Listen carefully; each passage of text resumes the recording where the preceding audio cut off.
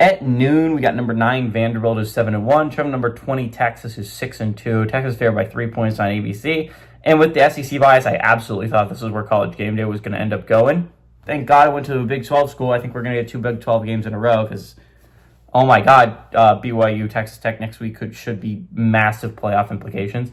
Diego Pavia has gone 139-202, thrown for 1,698 yards, 15 touchdowns, 5 interceptions. Also leads his team on the ground with 85 carries for 458 yards and 5 touchdowns. And Eli Stowers had 31 catches for 397 yards and 2 touchdowns.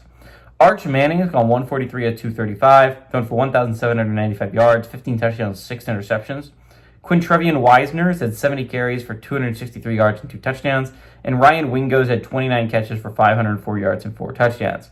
Vanderbilt is 8-4 against Texas all time. I know, a surprising stat that Vandy's a winning all-time series against a team like Texas is caliber.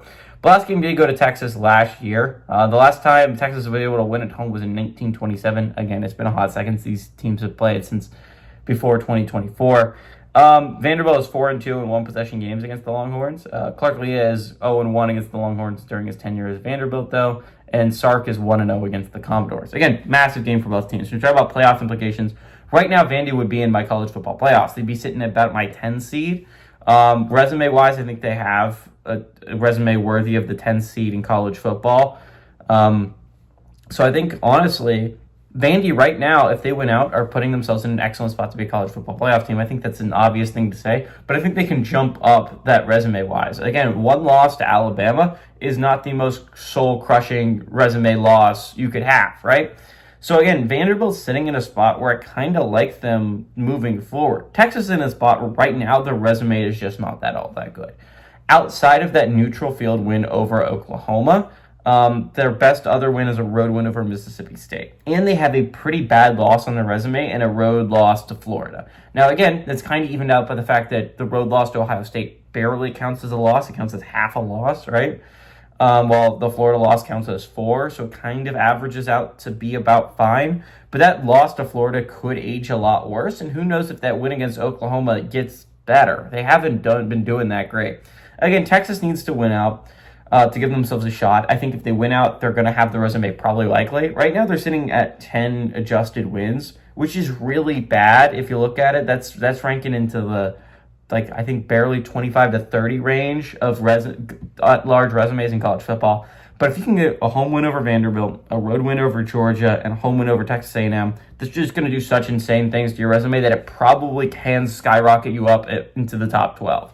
Now, again, we're going to be getting a lot of 10-2 teams this year, and the Florida loss has the opportunity of dragging that team down, right? Ohio State loss is likely going to age pretty favorably, but that Florida loss is going to drag them down. It's going to be an anchor on their ankle, right?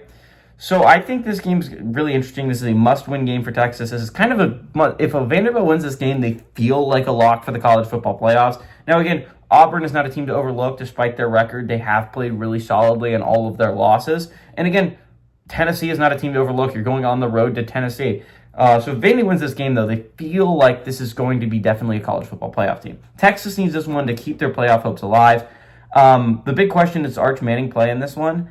Arch Manning has actually taken a step up. I mean, a lot of people are going to hate on them because he hadn't played well for the vast majority of the season. Even in the Kentucky game, he didn't play well. Last week against Mississippi State, it seemed like he turned a corner. But coming off a concussion, I honestly like rocking with their backup quarterback and just hoping that the defense can do it.